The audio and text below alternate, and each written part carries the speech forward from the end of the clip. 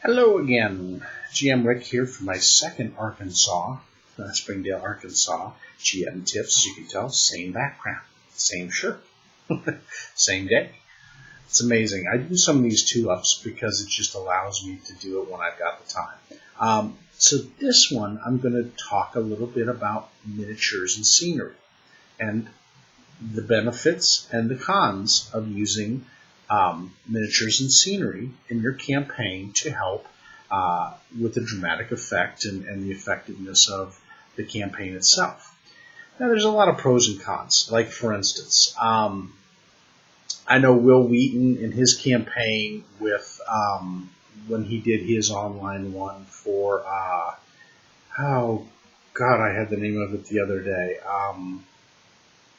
It's now Green Ronin's doing a system setting on it. Sorry, Will, I just killed your campaign, and I know it really well because I love watching all the episodes.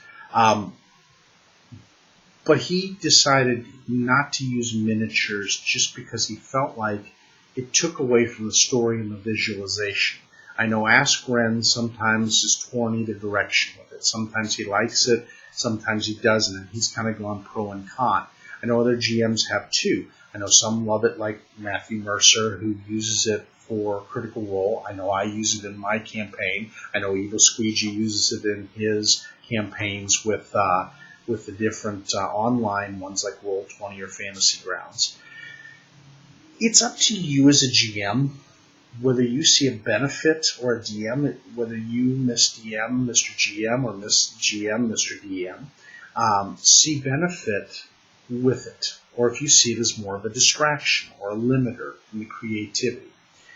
I'm going to give you pros and cons. So I'm going to start with the pros, and then I'll move to the cons. Okay? The pros that I see in using miniatures and scenery is this. Number one, the ability to visualize the overall encounter itself.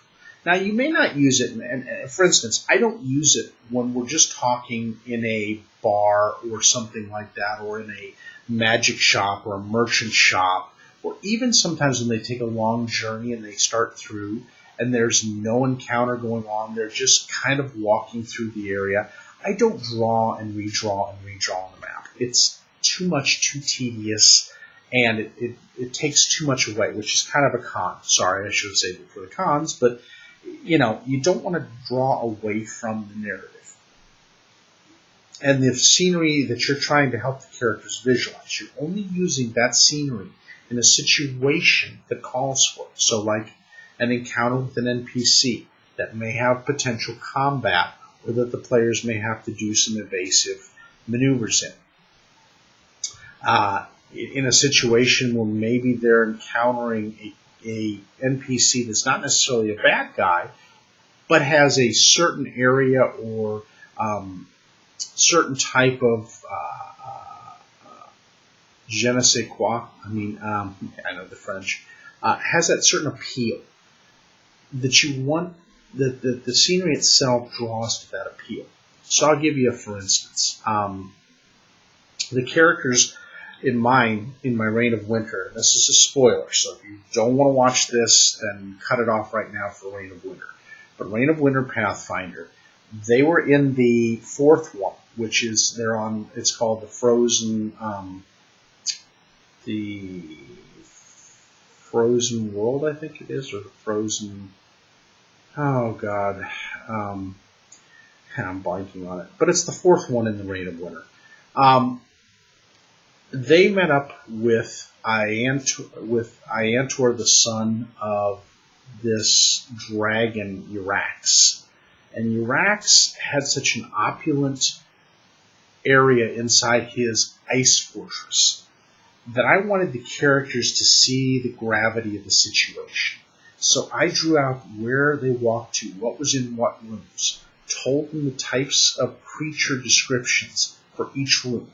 So they understood that Urax had the advantage. They were on his ground, to his advantage. And he made it clear he had the advantage. He had skeletons of other dead rival dragons set up in his trophy room, and other major creatures killed, to let the party know, in no uncertain terms, you are not in the position to press your advantage in negotiation. I need my ego stroked because I am at advantage. You are on my terrain. And so I set it up for them to see so that then they could decide, do we go a combat route? Do we go a negotiation route? Do we go a bullshit route? Forgive my language. If there's younger viewers, I'm sorry. BS route. What way do I take to deal with this situation?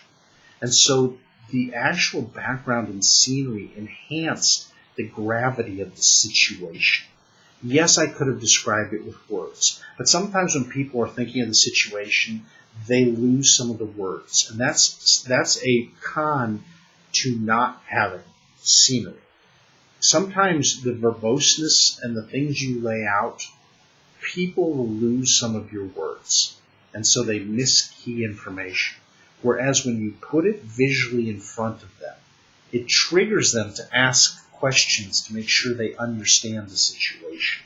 And it's okay to repeat some of it because you want them to understand the gravity and have, like Sherlock Holmes. You ever watch the new Sherlock Holmes with Benedict Cumberbatch? He always is spying the surroundings, the situation, and weighing it out to look at the options available to him. Is it negotiation? Is it goading? Is it intimidation? Is it sarcasm? Is it deduction? Where does he gain his advantage in that situation? And so you're doing the same things to your players, Miss GM. When you're doing that, you are literally painting the picture for your players to do the deductions with by having those miniatures. Number two, if it isn't a combat situation, where are all the foes? Where are the escape routes? How can they get in and out? How can they get around? How close are they? Are my too close that I'm going to get attacked by a reach attack where I'm in that area of where they can reach to get me? All that plays out. Yes, you can do it in your mind, but let's be honest. When I'm trying to calculate that in my mind, I'm not seeing every possible scenario. When it's laid out before me, I'm looking and going, okay, I've got that escape route. That one's blocked. I've got this one here. This opponent's here. This opponent is this tough in my mind. This opponent isn't. This is the most tough opponent. So now you get to visually see that situation. And then you can make a better tactical decision on, do I tumble through there with my acrobatics or tumbling skills or dexterity skills? Do I try to bluff? Do I try to sneak? Do I try to disappear? Do I gate? Do I teleport? Do I dimension door? Do I blink? Do I try to, talk my way out of it? You get a better lay of the land to where you're running the decisions, and you want your players running the decisions. I love it when, if you ever watch my videos and sessions, my players will sit back and go, okay, guys, what should we do? What should we do here? Now, maybe I shouldn't allow them to do that because, again, they're in different locations everywhere. But I kind of like it as a GM. And I kind of like, especially if they got time to pull together and do that, that's the best way. And a lot of times my party does. They pull together and try to figure out, okay, where's our next step if they've got the time. Because they don't want to just act and do something stupid that gets one or many of them killed. So I really appreciate the thoughtfulness that goes into that. Because they're taking into account the different parameters of the situation. So again, a very helpful way of letting things know. Now, sometimes by laying things out, they can look for what they perceive as potential pitfalls in a room. So, you say there's vines over here, there's a tree over here, there's this here, there's that here. By laying it out so they can visualize, they can see, okay, if I want to tiptoe through this, or if I want to try to avoid these things, is there a possible route for me to take? to negotiate my way around what I perceive in my mind could be a trap situation. Again, it makes them that much more thoughtful when it comes to a room or an engagement or even going through a certain type of terrain. How difficult is it? How challenging is it? Are there things blocking? Like, for instance, in the Reign of Winter in the earlier modules, Module 2, the hut was surrounded by this fey growth that was caused by the hut itself as a defense mechanism. So they thought, okay, let's sneak through it. Well, the forest was so dense, and you had to show them it was so dense that the party knows, okay, I have to go through this area where these giants are guarding. Otherwise, I'm not coming in. And there's no way around it. And if I step into this other stuff, who knows what will happen to me? It's random. It's chaotic. It's ever-changing. It's ever-growing. And heaven knows if I try to go through there, that may not be a good thing for me. So, again, it's kind of that idea that you're giving them a different thinking process by having that layout. The humor of it. Sometimes the gravity of seeing large giants fall over or people getting... Like one of the guys got crushed by the giant that got killed outside and happened to be in the inside of this building, but the giant fell in and squished him. And it was hilarious because then he's trying to get out from under this giant while other people are trying to come down and see what happened, while the whole gravity of the situation is just blowing up around them. So they're seeing the figures, the people, where are they at, where's the running sounds, can I get out of this situation, can I not, how do I get in, how do I get around this, what do I have to face? All those miniatures help them to visualize that.